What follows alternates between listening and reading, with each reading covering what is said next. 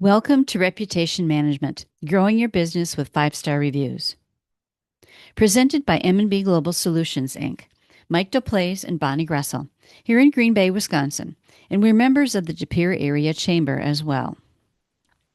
So here's what we'll be covering today: why reviews are important to your business, and what a reputation analysis looks like. The business's online reputation and also a competitor analysis are part of this reputation analysis report card that I put together, and where to get more information. We'll talk about that at the end. So, however you do your marketing, you might send out mailers or direct mail. You might do ads on Google. You have a website, Facebook presence. Maybe you do TV or radio. Maybe you are chamber members like we are, or it's word of mouth referrals. However you do your marketing, however you reach your potential customers, they don't just pick up the phone and call you necessarily. They generally look you up online first. And typically, they'll go online and they'll type in the search bar what they're looking for, what your business does, and see what comes up at the top of the page. Generally, there is something called a 3-pack that comes up in a group of 3, which is shown on this slide. And also sponsored businesses can be there as well. So people look at this or scroll down the page, maybe even go to page 2, but they might go to your business because they think you look the best online, and that's great. Or they may go to one of your competitors because they look better online. Or they decide that they don't need to do anything after all. So your reputation and management of that reputation is extremely important to your business, is the bottom line. Establishing that credibility. So what makes a good reputation? Well, typically, it's the average star rating. I mean, you would rather use a business or contact a business that had a 4 or 5-star rating rather than a 2 or 3-star rating, if you're like most people. And then the total number of reviews is important. The more reviews, the better, generally speaking. And then the frequency of the reviews. If there's a long period of time, say a year or so, where there's no reviews that are left, and then there's a review again, you wonder what's happened to that business during that time when there wasn't anyone making a comment. The age of the reviews is really important. People tend to trust reviews that are left most recently. So the more recent reviews that you can get, the better it is.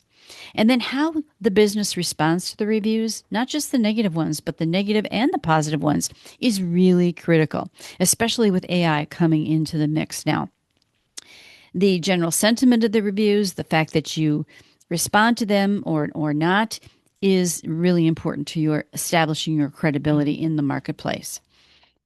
And so some of the trends that we look at that lead to a good reputation online is the fact that most people look online about local businesses before picking up the phone and making a phone call.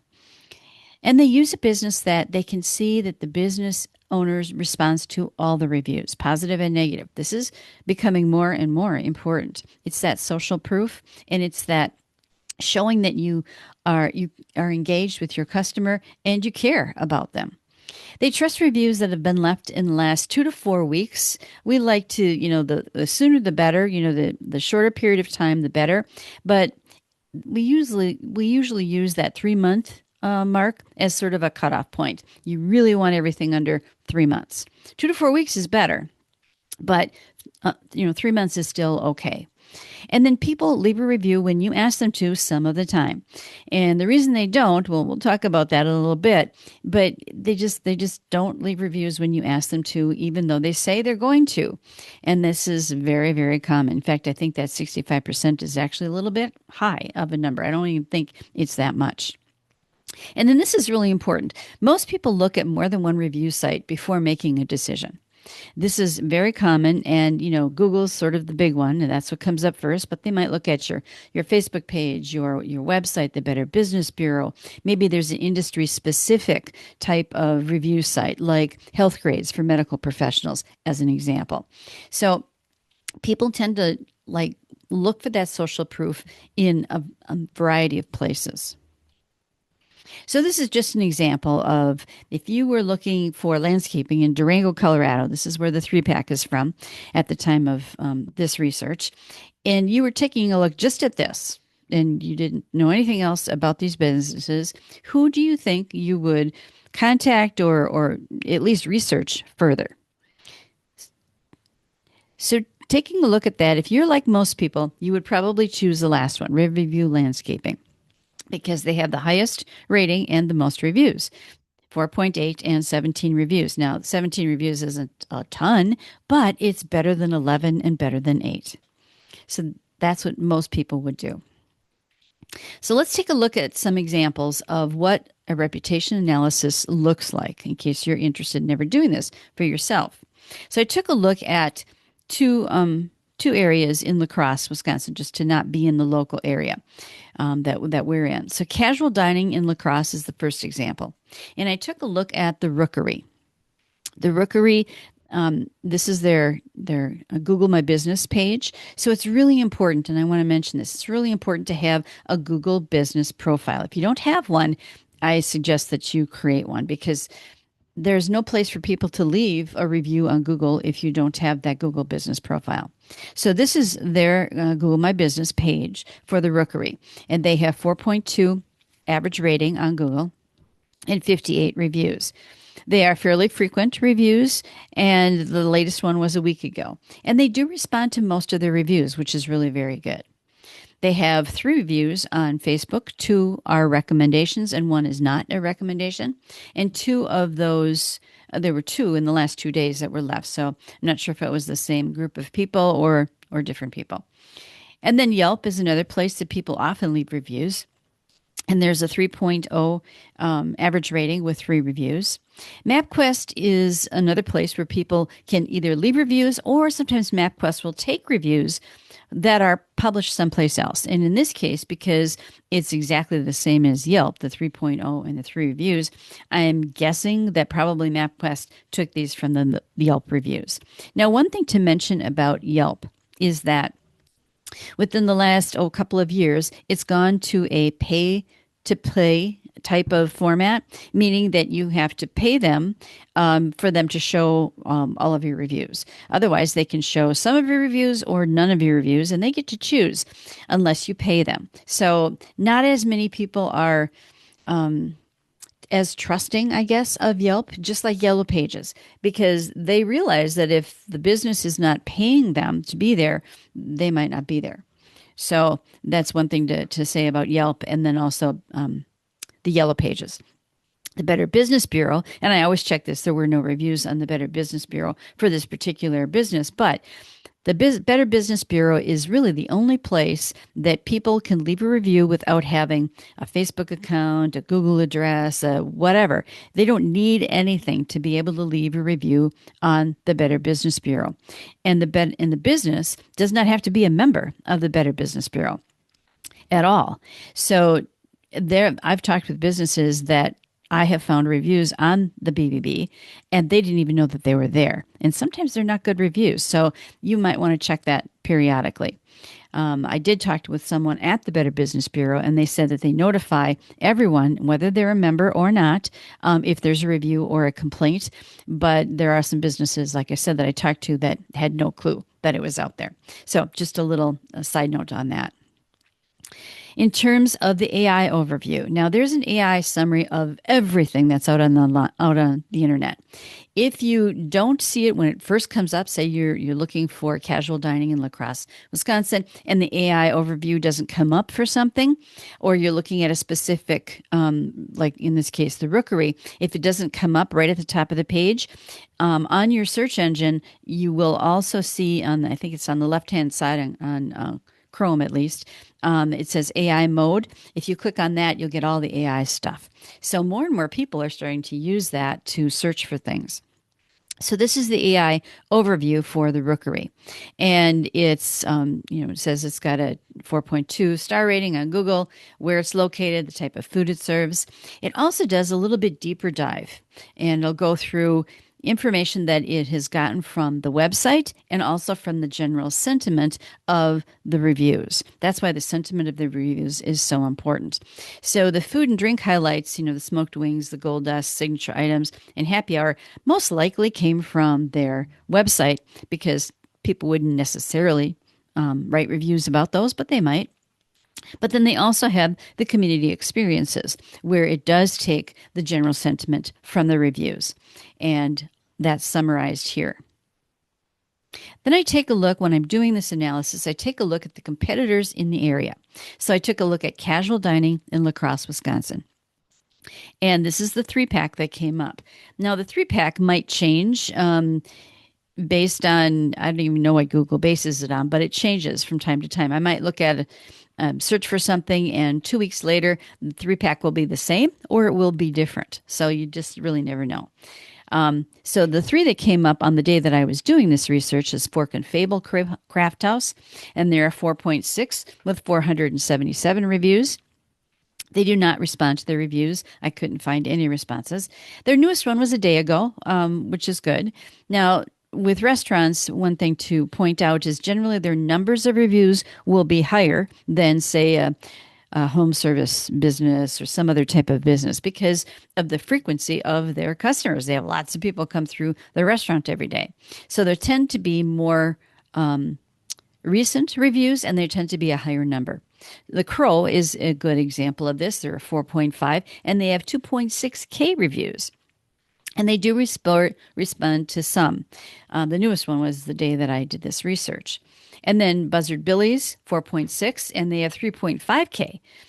They do respond to their negative reviews, but they do not respond to their positive reviews. That's something I look at when I do this research. And their newest one was a day ago. So this is an example of how if someone is looking for casual dining in La Crosse, Wisconsin, the rookery probably isn't going to be found. Now, some people do go to the second and third page and to find what they're looking for, but most people do not. If you're not on the first page, you're not easily found. Then I took a look at home service. So I took a look at general contractor in La Crosse, Wisconsin, because I wanted to show you the difference between a restaurant type of business and something else, like a general contractor. Home service is a good example. So I looked at Kroger & Sons for this example, and this is their what was on their Google business profile, Google My Business. It's, as I mentioned, it's really important to have that profile, or there's no place for anybody to put any reviews. So on Google, there are 3.9 with 7 reviews, which isn't really very many reviews. They are not very frequent, and the latest one was a year ago. So they could make some improvements by having more reviews, obviously, and that would probably increase their average rating as well. And plus, responding to their reviews would be really important. They have some negative reviews in here, which is why they're 3.9. So at least responding to those would be helpful.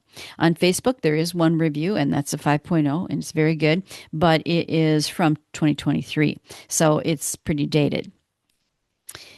On the website, there are 3 reviews, and they're all positive, of course, because most companies just put the positive reviews on their website. There are some that will pull in all of the Google reviews, and then you'll get the positive, negative. You'll get whatever's on Google on your website, but some people choose just to put, they sort of cherry pick and put the ones they want on there.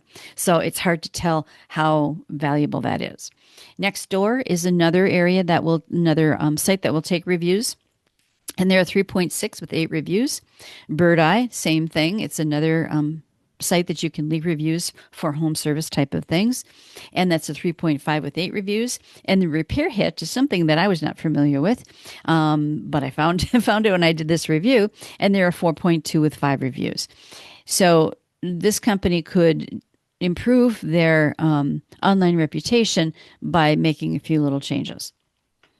In terms of the AI review, again, AI picks up all this stuff from the website and from reviews. So it says, based on the reviews on Google, Kroger & Sons is often misspelled. So that's one of the things to know, that sometimes it gets misspelled as Kroger. And it's a family-owned business, remodeling, and it says what its rating is, so 3.9 star rating. And then it breaks down the feedback. And this is generally taken from the general sentiment of the reviews.